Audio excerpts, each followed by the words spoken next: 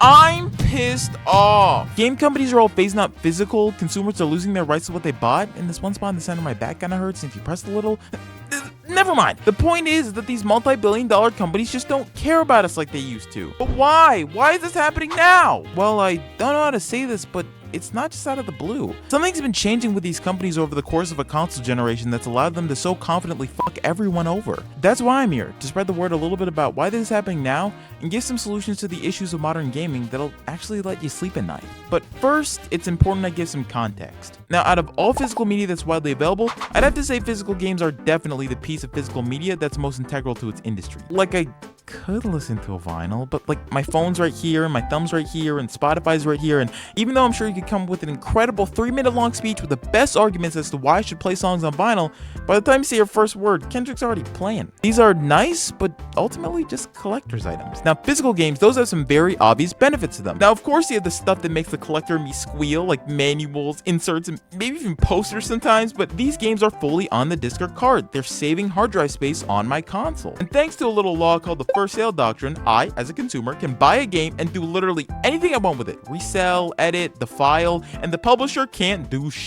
But times change, and now with the introduction of digital games, citing the first sale doctrine got a little more iffy. Digital games weren't tangible products like discs, and on top of that, the way the doctrine was written allowed for companies to say you don't necessarily own this if you bought it. Hell, you just don't own it at all. Hey! But even though we lost rights on our digital purchases, digital still had clear benefits over physical, and we could still make that choice between the two. Then some fucked up guy in the office must have thought, what if we could have our cake and remove consumer protections too? What if we took the perfect mix of the downsides of digital and physical and mixed them together into one product? We'd have supreme control over everything and we'd look good for supporting physical? Wow. Good, but wait, yeah, but what if they get mad that we aren't putting the game on the disc?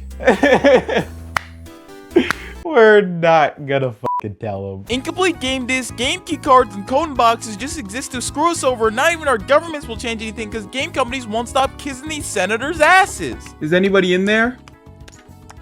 Jesus Christ, Ubisoft! But hey, these half digital, half physical Frankensteins may exist out on the market, but at least physical's still an option, right?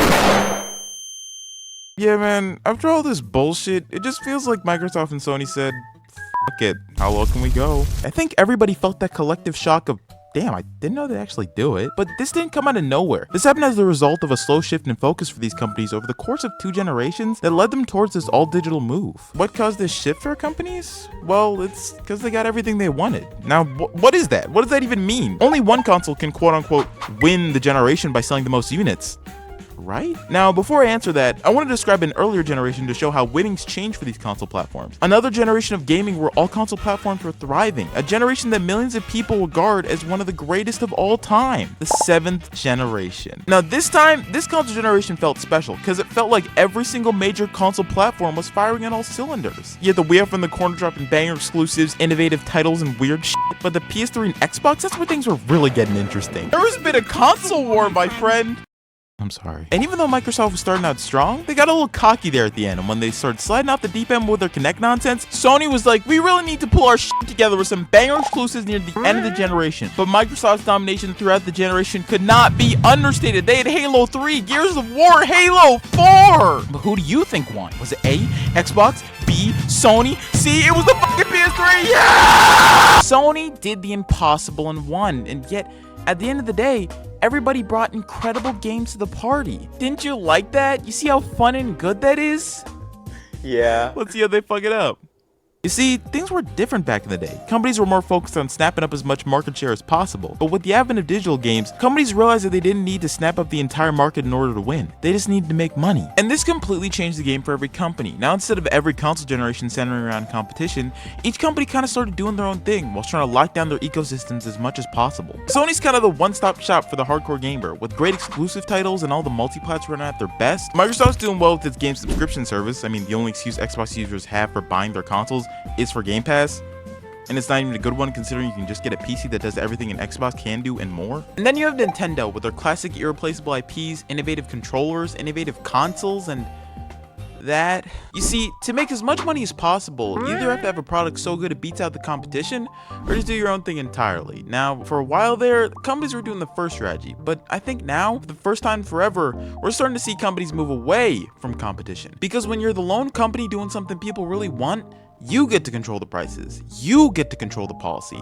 And really up until right now, most people haven't cared to leave because it's sunk cost fallacy. Like, yeah, you did just stab me, but you also did give me that cookie one time, so I'll stick around. So you might be asking, MK Lover, what do we do? What's the alternative? I'll get to that, but first I think it's important I address an aspect of the gaming community that I think is so important to getting people informed, but is handled so poorly. That's right. Gaming discourse. A lot of people just lack the nuance in order to cover a topic like this. They can just be so one-sided because when they see the dollar signs, hey, you know what?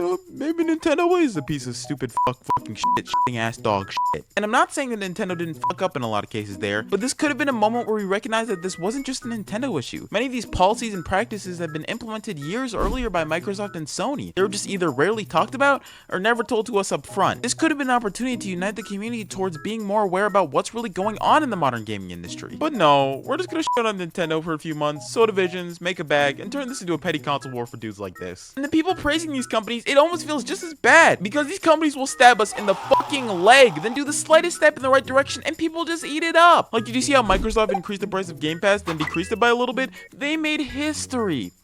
In more ways than one. And you can point out some good ass points against them, and those people are still like, oh come on, that's not the devil, that's just his cousin. And these polarized viewpoints together lead to unproductive discussions and a splintered community. Now that we've identified what doesn't work, now it's time to find what does. I've got about 3 solutions for your gaming fix, so let's just get into it. I'd recommend looking at older generations for your gaming fix. Now I'm not saying you gotta go back to the N64 and GameCube era, which is totally valid if you want to, and I've talked extensively before why I personally love doing that. But you're a modern gamer, you don't fuck with that old shit. That's out of style. You still need to play on modern consoles with modern features and all the pros and cons that come with that.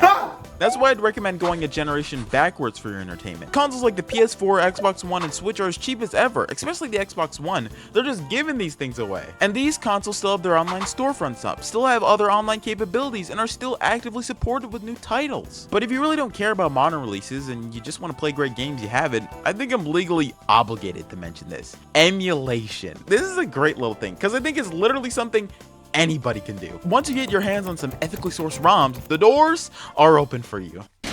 And now they're closed. Well, the good thing about emulation is that you don't need a super powerful computer. I wouldn't even recommend it. They got Game Boy Advance games running on a calculator. I can guarantee you can emulate on something. And even if you really don't have anything that'd be good to emulate on, there are still incredibly cheap options for you. Everybody recommends you buy a Wii U for emulation. Apparently it's the best deal on the market, but I'd recommend a much better deal for what you're paying for. The Wii. The Wii has almost every single console you'd want to emulate on the Wii U available for it, along with a much cheaper price point. I mean, you can get these things for like $50 if you look around a bit, which compared to the $120 price point of the Wii U is incredible. And like, what are you really getting for buying a Wii U? The burden of playing Wii U games?